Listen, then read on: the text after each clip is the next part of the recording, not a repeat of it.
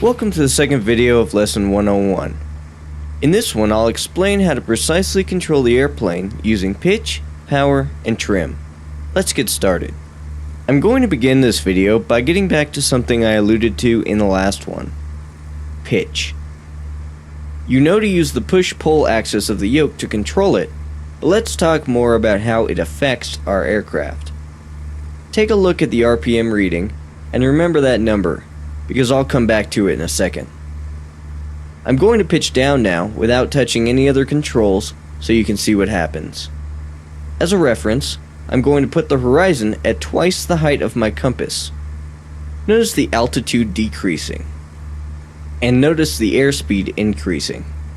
Because the air is coming at the airplane faster, the propeller gets spun faster, as if blowing into a pinwheel. If you remember the RPM reading we had before pitching down, you'll see that this pinwheel effect causes the RPMs to increase, which is something you need to be careful of. You may recall from our last introductory video that 2700 is the maximum we should allow the RPMs to reach. If we pitch down too much with the throttle in too far, we could inadvertently exceed that figure, which would cause damage to the engine. So watch out for that and just pitch up and pull out the throttle if you see that happen. Now I'll pitch up. Watch as the opposite happens within each instrument. During the descent, the altitude was decreasing, but now it's increasing. Also, where the airspeed and RPM were increasing before, they're now decreasing.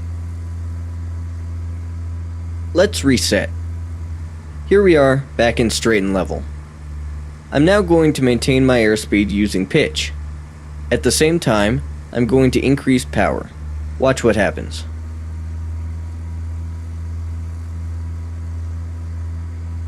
Our altitude increases.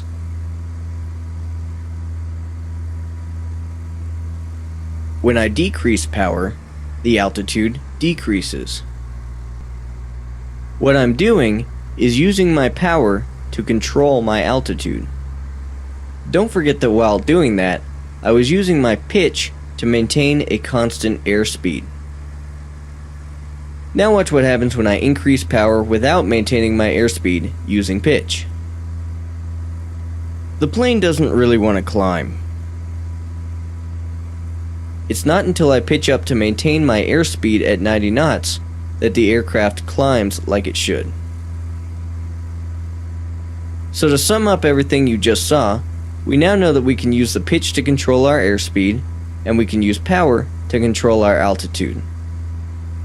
You'll usually end up needing a combination of the two to achieve your goal, but by breaking each component down in our mind, we keep things more manageable and precise while making adjustments. So remember, pitch for airspeed and power for altitude. Now I want to dive into the use of one of the most valuable tools you have available to you, trim.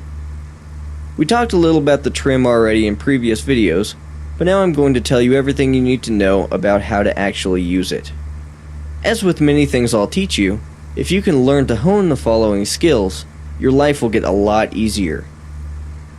In the actual airplane, the trim is controlled by this wheel down here, but unless you own a USB version of that, you'll control it using a switch on your yoke. The overall purpose of it is to put an upward or downward force on the elevators for you, without you having to continually hold back or push forward on the yoke.